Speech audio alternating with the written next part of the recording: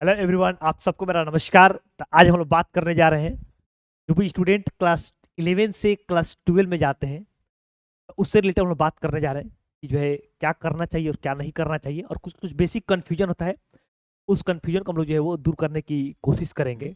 ठीक है, तो जो सबसे पहला इसमें कन्फ्यूजन जो क्रिएट होता है नहीं, कि जो है 11 से 12th में नहीं जाता नहीं, देखिए 11th में बोर्ड वगैरह नहीं होता है, तो यहाँ पर जो है कोई रिस्क जैसा कोई चीज़ नहीं रहता है। ठीक है ना, लेकिन जैसे आदमी 12th में पहुँचता है, ठीक है, आदमी 12th में पहुँचेगा नहीं, यहाँ पर जो है वो क्या हो जाता है, एक बोर्ड आ जाता है नहीं, बोर्ड का एग्ज़ाम जो है आपको देना पड़ जाता है। और कोई भी कॉम्पिटिटिव एग्जाम्स भी अगर आप देंगे नहीं, जेईई नीट कोई भी देंगे नहीं, तो उसमें एक मैंने क्राइटेरिया होता है कि आप 75% मिनिमम आपको रिक्वायरमेंट होना चाहिए जनरल कैटेगरी के लिए। ठीक है, तो वो एक जो है वो कंडीशन जो है एक बैरियर क्रिएट हो जाता है नहीं। तब यहाँ पर एक कन्फ्यूजन जो है वो क्या क्रिएट होता है, जो है हम केवल बोर्ड का पढ़े या बोर्ड प्लस कंपटीशन का पढ़े नहीं, बोर्ड लेवल का पढ़ा जाए, केवल बोर्ड लेवल का पढ़ा जाए या बोर्ड प्लस कंपटीशन लेवल का पढ़ा जाए। ठीक है, बोर्ड प्लस जो भी है, जिसका जेई है जेई और जिसका नीट है वो उसका। ठीक है, तो ये जो है कन्फ्यूजन जो है वो क्रिएट होता है कि बोर्ड का पढ़े हम लोग कि बोर्ड प्लस जेई और नीट का पढ़े नहीं। तो जनरली जो क्या होता है कि जैसे आप कोई भी एडमिशन कराने जाएंगे, तो जनरली क्या होता है कि आपको ना, अगर कोई जेई लेवल का कोचिंग है तो वो जो है ये रिकमेंड करेगा। ठीक है, क्यों? क्योंकि जो है इसमें उसको ज़्यादा पैसा मिलेगा। जेई का कोचिंग करेंगे आप तो बहुत अच्छा खासा अमाउंट जो है आपको मैंने पे करना पड़ेगा, और कोई भी मैंने कोचिंग वाला जो है आपको यही रिकमेंड करेगा नहीं, क्योंकि उससे ज़्यादा पैसा मिल जाएगा। ठीक है, ये जनरली जो है वो कोई कॉम्पिटिटिव कोचिंग है तो वो आपको ये रिकमेंड नहीं करेगा। ठीक है, तो मोटिवेट कैसे किया जाएगा इसमें आपको कि अरे जेई की तैयारी करोगे तो बोर्ड का हो जाएगा, और मतलब कि कोई दिक्कत नहीं आएगा आपको। और बहुत सारे बच्चों का आता है नहीं, रिजल्ट भी दिखा देंगे आपको, देखिए ये बच्चा जो है जेई में भी अच्छा किया और इसका बोर्ड में भी 97% था नहीं, जेई में भी इतना अच्छा किया, बोर्ड में भी 95% था इसका नहीं। ऐसे जो है वो दिखा भी दिया जाएगा, ऐसे बता भी दिया जाता है, लेकिन रियलिटी में ऐसा होता नहीं है। मैं आपको ना रियलिटी बताता हूँ कि जो एग्जैक्टली जो है क्या होता है। निर्णय जो है वो आपको लेना है, ठीक है ना, मेरा काम है बताना, जो चीज़ें हैं जो सही है वो बताया जाएगा। ठीक है, और निर्णय जो है वो आपको लेना है। ठीक है ना, चलिए, तो देखिए जो भी स्टूडेंट काफ़ी ज़्यादा बढ़िया है पढ़ने में, ठीक है ना, बहुत ज़्यादा बढ़िया है मतलब, ठीक है ना, उसका जो है जेई नीट की तैयारी भी करते हैं, उसको ज़्यादा दिक्कत नहीं होता है, और मैंने पहले से ही बहुत ज़्यादा मतलब कि एक्स्ट्राऑर्डिनरी स्टूडेंट है। ठीक है, तो वो नो ये दोनों को कवर जो है कर लेगा, और मतलब कि उसको कोई दिक्कत भी नहीं होगी। ऐसा बहुत सारे बच्चे होते हैं नहीं, जेई में आइलैंडर रैंक 1 2, नीट में भी ऐसे लाते हैं बच्चे नहीं, उन लोग का बोर्ड में बहुत अच्छा नंबर रहता है, क्योंकि वो बच्चे ऑलरेडी बहुत ज़्यादा टैलेंटेड होते हैं। ठीक है, उनका जो जो 11 12 का सिलेबस होता है लगभग 10 में ही उन लोग खत्म कर दिए होते हैं।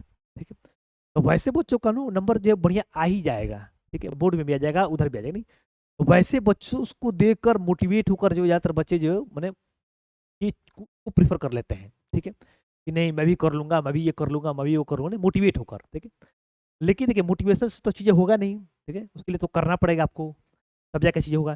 तो आमतौर पर होता क्या है, मतलब कि जो भी बच्चे 12th में भी अगर जेई नीट का अगर प्रिपरेशन करते हैं, तो आमतौर पर होता क्या है कि लास्ट में जाकर जैसे ही जो है वो आपका अक्टूबर अक्टूबर आएगा नहीं, तो आपको नो इतना ज़्यादा बोर्ड का प्रेशर क्रिएट होगा नहीं, कि आप नो ये जो जो भी आप प्रिपरेशन कर रहे हैं ना, इन सबको छोड़ छाड़ कर जो है आप बोर्ड में लग जाएंगे, तो इधर का पूरा प्रिपरेशन आपको ना छूट जाता है। मतलब हम लोग के साथ भी ऐसा ही हुआ था कि मोटिवेट कर दिया गया था नहीं, कि जो है वो अरे कर लोगे तुम तो तेजी हो, ये हो वो, ऐसा मोटिवेट कर दिया गया था। तो हम लोग भी जो है इसको प्रेफर किए थे, लेकिन हुआ क्या, लास्ट में जो है मतलब कि लास्ट में 3 4 महीना बचा था नहीं, तो उसमें जो है ना मतलब कि बहुत डर लगने लगा नहीं, कि बोर्ड का पेपर और जेई नीट का पेपर नहीं, दो बहुत अलग अलग चीज़ होता है। ठीक है, इसका जो लैंग्वेज होता है बोर्ड का वो अलग होता है नहीं, पूछने का तरीका जो इन लोग का अलग होता है नहीं, और इसमें आपको थियोरेटिकल डेरिवेशन तमाम चीज़ें होती है।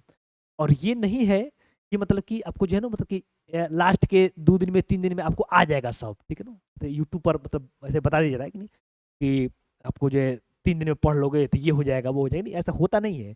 इधर खोपड़ी में स्टोर भी करना है, पढ़ना नहीं है। पढ़ने को तो एक ही दिन में कुल आदमी क्या से क्या पढ़ लेगा, 24 घंटा है, आदमी क्या से क्या पढ़ लेगा, तो कोई कोई चैप्टर एक ही दिन में खत्म कर लेगा, लेकिन केवल खत्म थोड़ी करना है नहीं, यार याद भी करना है, समझ में भी आना चाहिए, डाउट भी क्लियर होना चाहिए, क्वेश्चन का प्रैक्टिस भी होना चाहिए, तमाम चीज़ें मतलब कि होता है। तो ऐसा नहीं होता कि लास्ट में जाकर चीज़ें हो जाता नहीं, बहुत ज़्यादा प्रेशर जो है वो क्रिएट रहता है, और ये ना पूरा छूट जाता है, मतलब हाथ से पूरा हाथ से छूट जाता है, तो पूरा दिमाग जो है ना बोर्ड की तरफ जो है वो चला जाता है, और ये चीज़ें जो तैयारी करता भी है उसको ये छूट जाता है, और ये बात जनरली कोई मतलब बताएगा नहीं, मतलब ठीक है कि पैसा हर किसी को चाहिए नहीं, ज़्यादा पैसा जो है और हर किसी को चाहिए नहीं, तो ये कोई रिकमेंड जो है जनरली मतलब कि आपको केवल बोर्ड के लिए रिकमेंड नहीं करेगा। तो ये चीज़ें मतलब कि है, अगर आपके पास कैपेबिलिटी है, आपको लग रहा है कि नहीं मैं कर लूँगा, ठीक है, मैं कर लूँगा, मैं कर लूँगी, आपको ये लग रहा है, ठीक है, तो आप इधर जा सकते हैं, इसमें कोई भी दिक्कत वाली बात नहीं है। लेकिन अगेन आपके पास कैपेबिलिटी उतना होना चाहिए कि आप जो है दोनों चीज़ों को मतलब कि आप मैनेज कर पाएँ, ठीक है ना? लेकिन मतलब अभी स्टार्टिंग में मोटिवेशन जैसा रहेगा, ठीक है ना? फिर बाद में जाकर बीच में जो है जाकर मैंने बहुत ज़्यादा रिग्रेट जो है वो होने लगता है, ठीक है ना? और पूरा आदमी छोड़-छाड़ कर जो है वो मैंने बोर्ड की तरफ लग जाता है, और बोर्ड में भी नंबर लाना इतना आसान नहीं है। और जैसे ये 10 नहीं है, जैसे 10 में क्या होता है कि मतलब अच्छा खासा नंबर जो है उठ जाता है, ठीक है? लेकिन बोर्ड में नंबर उठाना इतना आसान नहीं होता है, क्लास 12th की बात करेंगे तो, ठीक है? 10th में नंबर उठ जाता है थोड़ा बहुत, ठीक है? लेकिन 12th में नंबर मतलब कि लाना इतना ज़्यादा आसान जो है वो नहीं होता है। तो मेरे हिसाब मैं जो रिकमेंड करता हूँ, मतलब कि जिन लोगों को मैं जानता हूँ, ठीक है? तो अभी जो है क्लास 12th में, 11th में नहीं मैं रिकमेंड करता, ठीक है ना? 11th में हमेशा रिकमेंड करता हूँ कि आप कॉम्पिटिशन लेवल का पढ़िए, क्योंकि वहाँ पर बोर्ड का प्रिपरेशन वगैरह आपके लिए कुछ नहीं है, ठीक है? वहाँ पर कोई बोर्ड का पेपर देना है नहीं, कुछ ऐसा कुछ इश्यू रहता नहीं है, ठीक है? तो वहाँ पर जो है वो जेईई नीट का कॉम्पिटिशन लेवल का मतलब कि रिकमेंड किया जाता है। लेकिन जैसे 12th में आते हैं, तो रेयर में ही कोई ऐसा स्टूडेंट होगा जो मतलब कि दोनों को मैनेज कर लेगा, और इतना ज़्यादा टैलेंटेड जो है वो मैंने स्टार्टिंग से ही वो होगा, ठीक है ना? तो जनरली नहीं हो पाता है, तो मैं जो रिकमेंड करता हूँ, मैं ये रिकमेंड करता हूँ कि बोर्ड में, क्योंकि एक बार जब इसमें नंबर कम आ जाएगा ना, तो फिर जो है गड़बड़ हो जाएगा आपका, ठीक है? फिर जो है ना, क्योंकि बहुत सारे स्टूडेंट के साथ हुआ है ना, हमारे कितने सारे फ्रेंड के साथ ऐसा हुआ है। और हर साल मतलब कि ये चीज़ें होती है, ऐसा नहीं है कि जो है मतलब कि ये नया है, ठीक है? हर साल बहुत सारे स्टूडेंट के साथ होता नहीं, क्या 55% आया, 60% आया, 65% आया, नहीं तो 75 से बहुत सारा परसेंटेज कम आ जाता है। तो रीज़न यही होता है, ठीक है? कि आपको एक तरफ, अच्छा मैं ये भी नहीं करूँगा कि आप केवल बोर्ड का पढ़ेंगे तो बोर्ड में नंबर बढ़िया ही आ जाएगा, नहीं, आपको पढ़ना पड़ेगा, ठीक है ना? नहीं कि इधर मेहनत नहीं करना पड़ेगा, नहीं, इतना आसान नहीं है। 12th का बोर्ड भी इतना आसान नहीं है कि भाई आप जो है ईज़िली हो जाएगा, नहीं, ईज़िली नहीं होगा। इसमें भी आपको बहुत ज़्यादा मेहनत करना पड़ेगा, तभी जाके चीज़ें होगा। कहीं भी नंबर लाना इतना आसान नहीं है, ठीक है ना? पहले जैसा बोर्ड नहीं रह गया है, और टफ हो गया है, ठीक है?